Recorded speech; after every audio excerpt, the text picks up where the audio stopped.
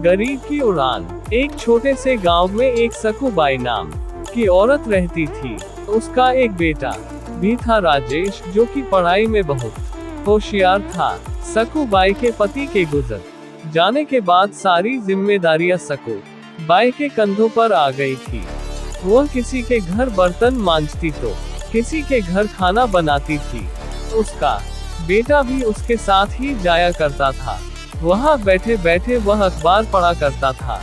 एक दिन जब वह अखबार पढ़ रहा था तो एक औरत आकर बोली, अरे राकेश, अखबार पढ़ के तू कौन सा बड़ा अफसर बन जाएगा, जाकर अपनी माँ का हाथ बटा।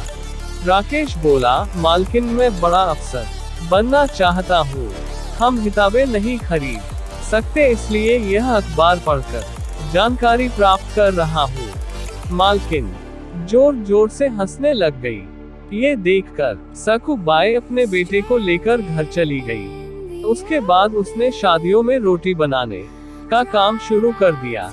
वह सुबह 3 बजे उठकर 15-20 किलो रोटियां बनाती थी और राकेश भी सुबह उठकर अपनी माँ का हाथ बटाता था और फिर पढ़ने बैठ जाता था। एक दिन वहाँ उनके मकान मालिक आए और बोले, क्या सकूबाई, तुम तो 3 बजे ही सुबह उठ जाती हो और बिजली जला लेती हो, या तो बिजली का बिल भरो या ये कमरा छोड़ दो।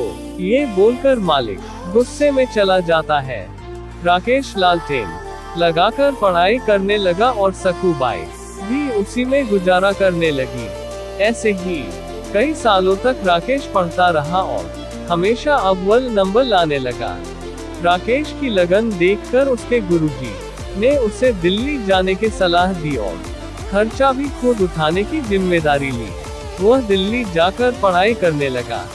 एक दिन जब वह परीक्षा देने जा रहा होता है तब उसे एक गाड़ी टक्कर मार जाती है। उसके सर पे और बाएं हाथ पर चोट लग जाती है। वह दाएं हाथ से लिखने का निर्णय लेता है। वह अपने पूरे साल को बर्बाद होने से बचाकर परीक्षा देने के लिए निकलता है। वहाँ जाकर उसने परीक्षा दी और फिर बाद में अस्पताल जाकर अपना इलाज कराया। राजेश ने वहाँ भी अपनी पढ़ाई जारी रखी और इंटरव्यू दिया। इंटरव्यू देने के बाद वह अपने गांव वापस लौट जाता है। थोड़े दिन बाद उसकी माँ अखबार खरीद कर लाती है और राकेश को अपना रिजल्ट देखने को कहती है। राकेश खुश होकर बोलता है, माँ, मैं पास हो गया, मैं अफसर बन गया। उन दोनों की आंखों में आंसू आने लग गए।